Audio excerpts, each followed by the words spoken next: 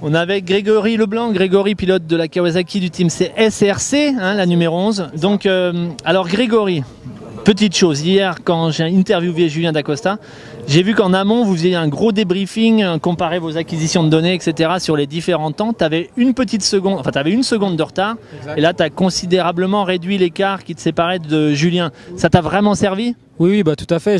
Maintenant, je suis plus qu'à 4 dixièmes. Donc, on a vraiment comparé nos 2 tours rapides pour voir où je perdais, parce que pour essayer de rapprocher nos temps pour faire un bon temps cumulé au niveau des 3 pilotes. Donc, ça a payé, parce que j'ai gagné 6 dixièmes. C'était vraiment un virage que j'ai dû travailler sur, en l'occurrence, 180 où je perdais 4 dixièmes. Donc, Julien m'a bien expliqué la trajectoire et on a pu voir les différences d'axel et on a vu que ça a pu payer aujourd'hui. Donc, le travail a bien été effectué. Ouais. Tu l'as gagné vraiment là, dans le 180, tu crois?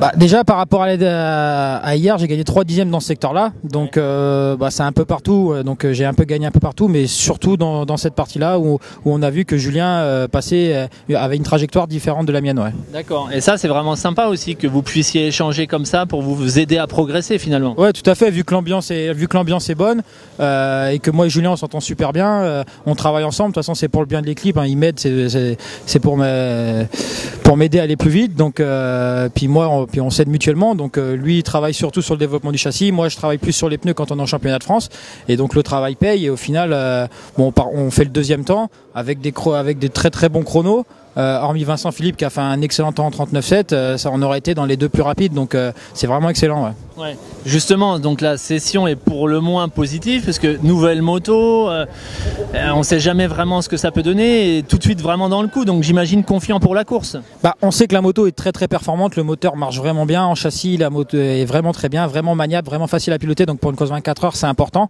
Le seul problème pour le moment, ce qu'on ne sait pas, c'est au niveau de la question qui tue, c'est la fiabilité. On ne sait pas si le moteur va tenir 24 heures, on pense que oui.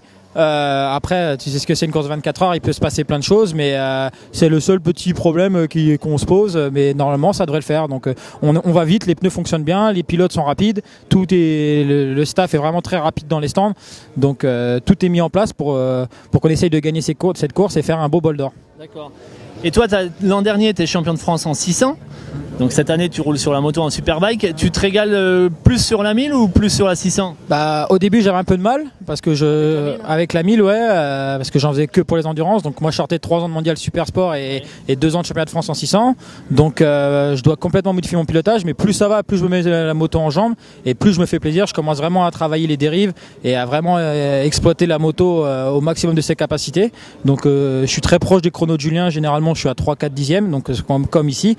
Donc je m'adapte, je travaille, parce que c'est vrai que c'est une catégorie très très relevée. Tant la dernière en 600 il y avait du niveau, on va dire que j'étais assez devant, donc j'avais quand même une petite marge de sécurité. Là la marge n'est plus là, et on va dire qu'on roule avec les meilleurs, avec Gimbert, Nigon, Lagrive, tous les tops de la discipline sont là, donc c'est vrai que, mais au niveau de l'apprentissage, moi je le sens que je progresse beaucoup plus. Ouais. Justement, pour progresser, quand tu te projettes un petit peu, à ton avis, quels sont les axes de travail les plus importants pour toi, pour continuer ton évolution? Bah, c'est surtout travailler mes trajectoires.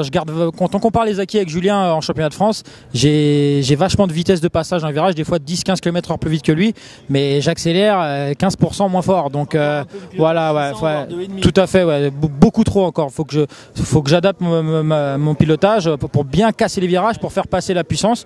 Donc bon, ça va, je m'en sors mal parce que je suis pas trop loin, c'est mon style, mais normalement voilà, je travaille, je progresse et ça va dans le bon sens, et on est bien là avec cette nouvelle moto, je me régale. Ouais. D'accord. Bon bah écoute, on va te souhaiter bonne chance pour cette course et puis pour la saison à venir. Merci beaucoup, à plus, Moto Revue, ciao.